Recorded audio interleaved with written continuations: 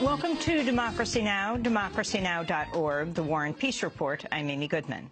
The chair of the Federal Communications Commission has unveiled what he calls the strongest open Internet protections ever proposed by the agency.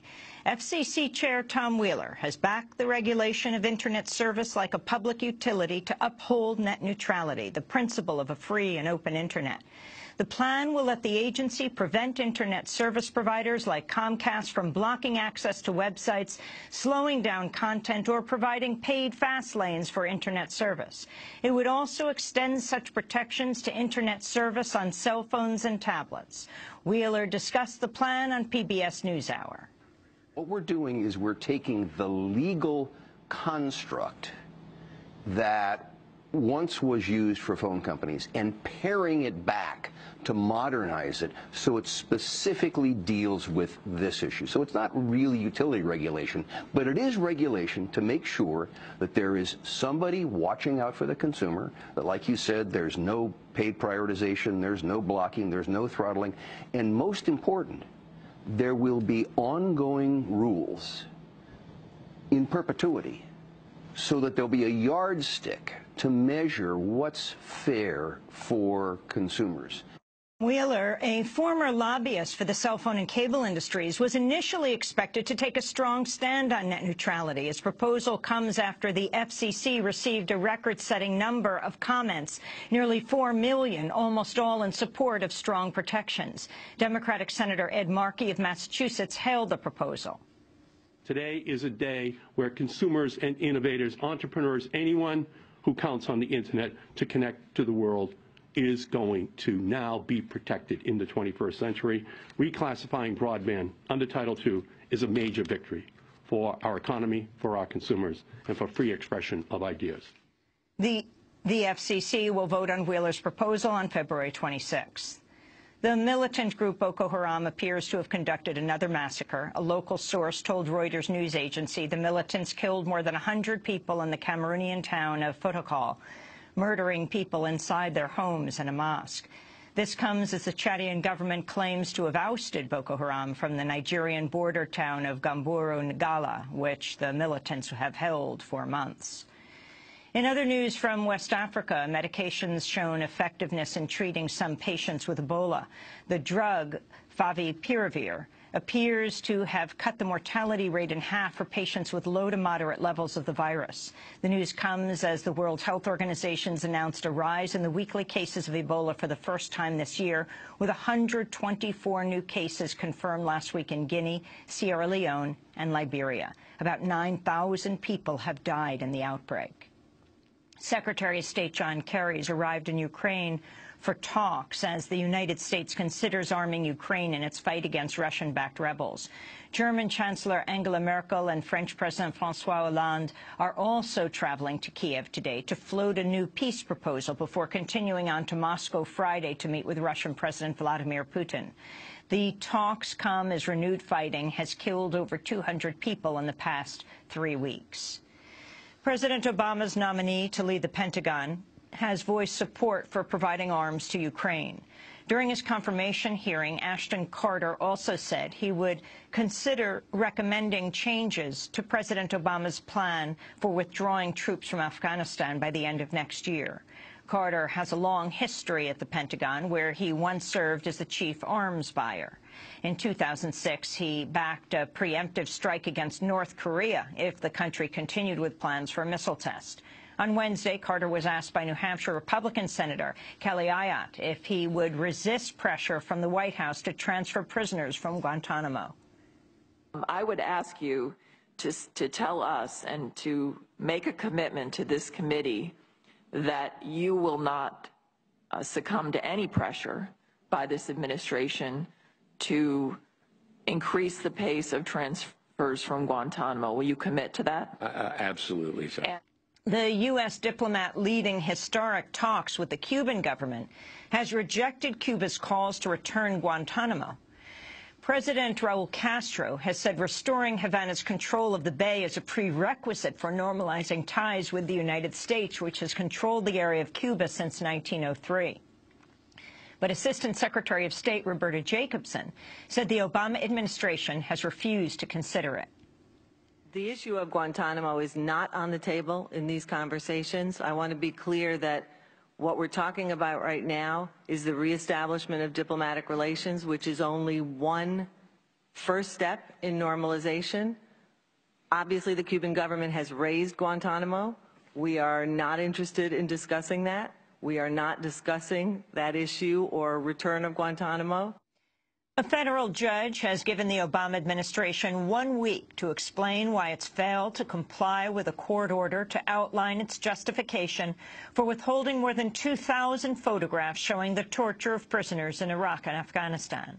For over a decade, the American Civil Liberties Union has been fighting for the release of the photographs, which are said to be more disturbing than the famous images of torture by U.S. forces at Abu Ghraib in Iraq. In October, the judge ordered the government to outline for each photograph its reasons for keeping the images secret, but the government has not done so.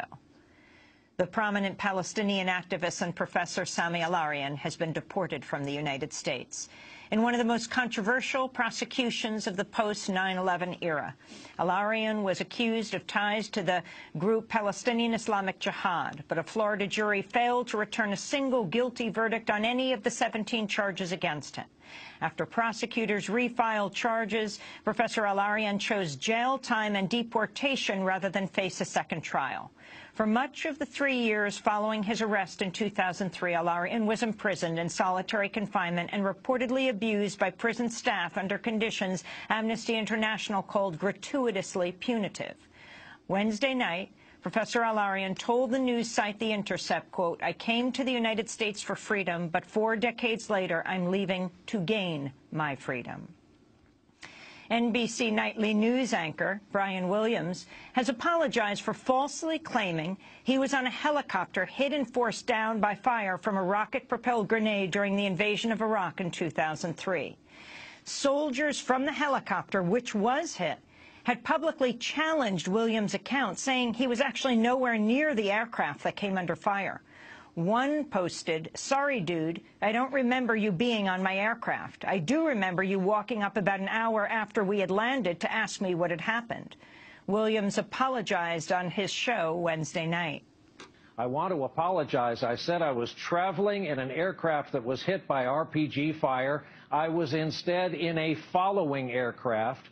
We all landed after the ground fire incident and spent 2 harrowing nights in a sandstorm in the Iraq desert. This was a bungled attempt by me to thank one special veteran and, by extension, our brave military men and women, veterans everywhere, those who have served while I did not. I hope they know they have my greatest respect, and also now my apology." News anchor Brian Williams blamed the fog of memory for causing him to misremember the event, but he's made the claims before, including during an interview with David Letterman in 2013. 2 days after the 2003 attack, Williams described it differently, saying, quote, "The Chinook helicopter ahead of us was almost blown out of the sky." But NBC archives show a clip from that day titled "Target Iraq, Helicopter NBC's Brian Williams was riding in comes under fire." The health insurance company Anthem has reported what may be the largest data breach of a healthcare firm to date. Anthem says hackers managed to penetrate a database with up to 80 million customer records, accessing personal data like names, birthdays, addresses, and income information.